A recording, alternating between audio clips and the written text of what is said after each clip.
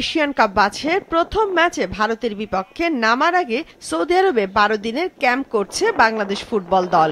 তায়েফে এরই মধ্যে অনুশীলন শুরু করেছে জামাল ভুঁইয়ারা। বৃহস্পতিবার ভ্রমণ ক্লান্তি কাটাতে সকালে হালকা স্ট্রেচিং করালেও কোচ হেভিয়ার কাবরেরা মূল কাজটা শুরু করেন রাত ৯টার পর। এ সময় মাঠে প্রায় ১.৫ ঘন্টা অনুশীলন করান পুরো দলকে।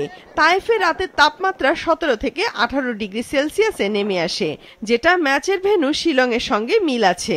২৫শে মার্চ শিলংয়ে হবে বাংলাদেশ ভারত ম্যাচ। আমাদের একটি স্টিচিং ছিল, রিকভারি, দেন আমাদের শরীরটাকে ছাড়ানোর জন্য।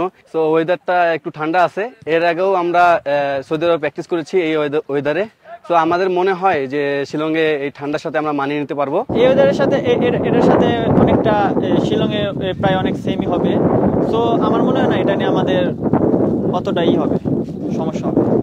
২০২৩ সালে সাফ চ্যাম্পিয়নশিপের আগে সৌদি আরবে প্রথম কন্ডিশনিং ক্যাম্প করেছিল বাংলাদেশ। টানা ৭ম-বারের মতো বেস্ট টিস্যু পেপার ব্র্যান্ড হিসেবে স্বীকৃতি পেয়েছে বসুন্ধরা টিস্যু। এরপর সাফের সেমিফাইনালে খেলে লাল সবুজ দল। প্রথম সেশনটা আমরা সাধারণত যে কোনো দেশে গেলে ওই দেশের পরিবেশের সাথে খাপ খাওয়ার জন্য মানে তৈরি একটা শর্ট সেশন। আজকে সেশনটা মূলত শর্টই হয়েছে। ছেলেরা বেশ ফুরফুরি লাগলো আমার কাছে, যে সবাই খুব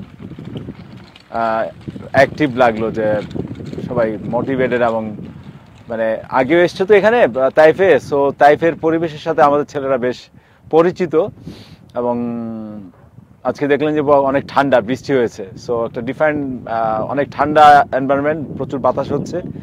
৩০ জনের এবারের বাংলাদেশ দলের মূল আকর্ষণ যুক্তরাজ্য প্রবাসী ফুটবলার হামজা চৌধুরী। ম্যাচের কয়েকদিন আগে ঢাকায় বাংলাদেশ স্কোয়াডে যোগ দেবেন হামজা। বাংলাদেশের বিপক্ষে এই ম্যাচকে সামনে রেখে ভারত অবসর ভাঙিয়ে দলে ডেকেছে তাদের কিংবদন্তি ফুটবলার সুনীল ছেত্রীকে।